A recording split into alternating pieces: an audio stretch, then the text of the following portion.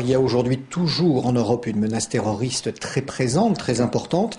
Elle n'a pas été réduite parce que Ben Laden et les talibans et Al-Qaïda sont aujourd'hui en perte de vitesse. Elle a seulement évolué parce que nous avons affaire aujourd'hui à une menace de deux types différents, soit parce qu'elle vient du Maghreb, notamment d'Algérie, mais aussi parce qu'elle vient de nos propres banlieues européennes où des fondamentalistes radicaux sont prêts à passer à l'action contre l'Occident.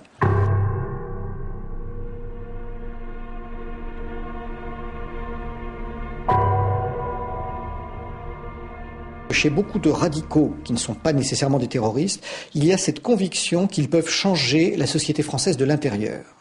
Et que pour eux, déclencher des attentats, finalement, irait à l'encontre de leur stratégie, puisque ça entraînerait un phénomène de rejet.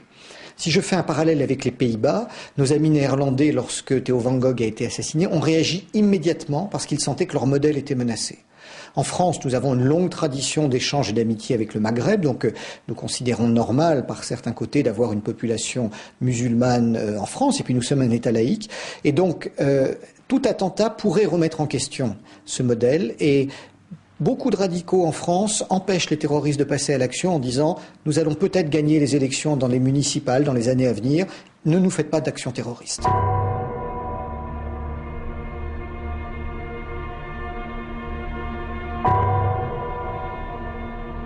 Ce qui nous a le plus frappé lorsque nous avons travaillé à la fois dans les banlieues, dans les communes en France, mais aussi à travers les entreprises, c'est de voir cette montée en puissance, ce phénomène sectaire finalement qui est représenté par une certaine forme d'islamisme radical, où des individus qui se réclament d'un islam qui n'a rien à voir avec la religion du prophète, cherchent systématiquement à imposer de nouvelles règles du jeu.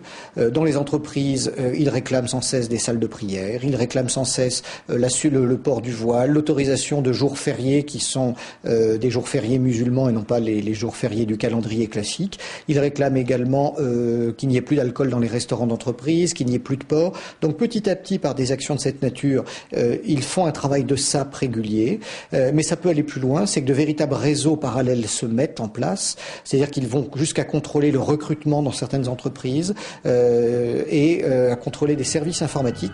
Donc il y a parfois un vrai danger.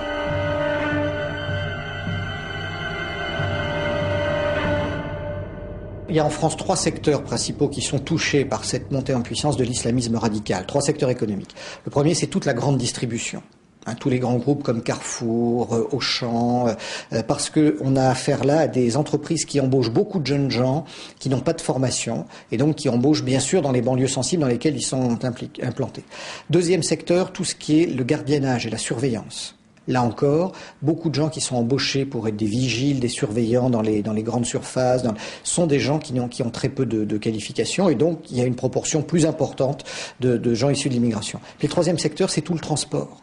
Le transport de plis, les livreurs, Et là encore, on voit ce phénomène similaire. Ce sont les 3 secteurs les plus menacés, mais malheureusement en France, on l'observe aussi dans l'administration, dans les hôpitaux, dans la police, dans les prisons, où des musulmans radicaux sont présents et cherchent bien sûr à imposer leur système de valeurs, qui est celui d'un islam radical exclusif, qui n'est absolument pas tolérant.